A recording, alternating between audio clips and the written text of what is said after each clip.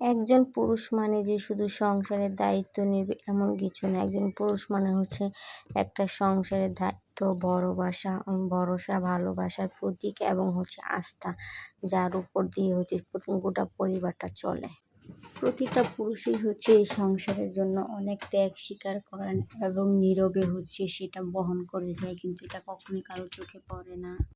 একজন ভালো পুরুষ শুধুমাত্র পরিবারকে ভালো রাখবে এবং সুন্দরভাবে দায়িত্ব পালন করবে বলে হাসিমুখে সবসময় সবকিছু বহন করে যায় এবং হাসিমুখে থাকে। কখনো কিন্তু তার কষ্টগুলো বুঝতে দেয় না।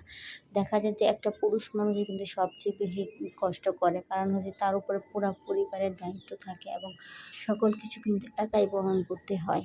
পরিবারের ভিতটা গড়ে ওঠে আসলে একজন পুরুষ মানুষের উপর দিয়ে। কারণ তার শক্ত করে পরিবারের হাল ধরা, সবার প্রতি ভালোবাসা, দায়িত্ব এবং কি সময় মতো সবারকে সকল কিছু দিয়েই হচ্ছে একজন পুরুষ হচ্ছে সংসারটাকে সুন্দর করে আগলে রাখে। কিন্তু বেলা শেষে দেখা যায় যে সেই পুরুষটাই হচ্ছে সংসারে সবচেয়ে বেশি অবহেলিত হয়। আর সেই পুরুষটা যদি হয় সংসারের বড় ছেলে, তাহলে তো কোনো কথাই নেই।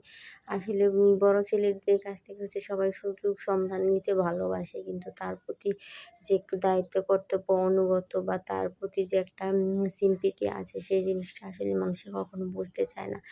মাই হচ্ছে যখন ছেলের সাথে বেইমানি করে, তাহলে যখন অন্য মানুষদের বা ভাই বোনদের দোহাই দিয়ে তো লাভ নেই।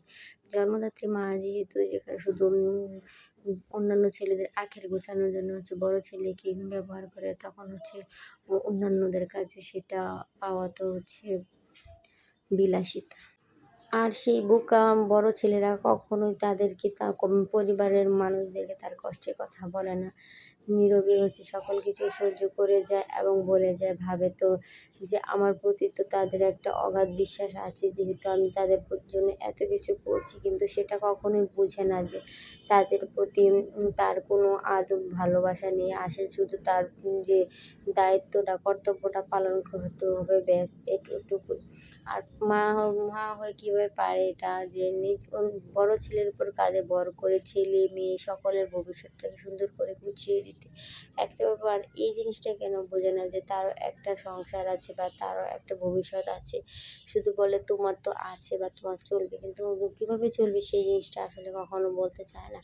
আর বিশেষ করে যদি ছেলেটা বিদেশ থাকে, তাহলে তো আর কোনো কথাই নেই। ভাবা যায় যে সে এক প্রকার টাকার মেশিন। আর এই মেশিনে ক্লিক করলেই হচ্ছে অনেক পরিমাণে টাকা পাওয়া যাবে। আর ধরতে পারেন পরিবারই হলো এক প্রকারের শিক্ষা বা বিদ্যালয়। এই বিদ্যালয় থেকে হচ্ছে আপনি জীবন সম্বন্ধে সকল কিছু জানতে পারবেন। কিভাবে গোটা জীবন গেছেন পরিচালিত করতে হবে, বাবা মা কিভাবে যে কোন সন্তানকে ক্রেডিট দিবে বা কোন সন্তানকে বেশি ভালোবাসবে সেটাই জানা।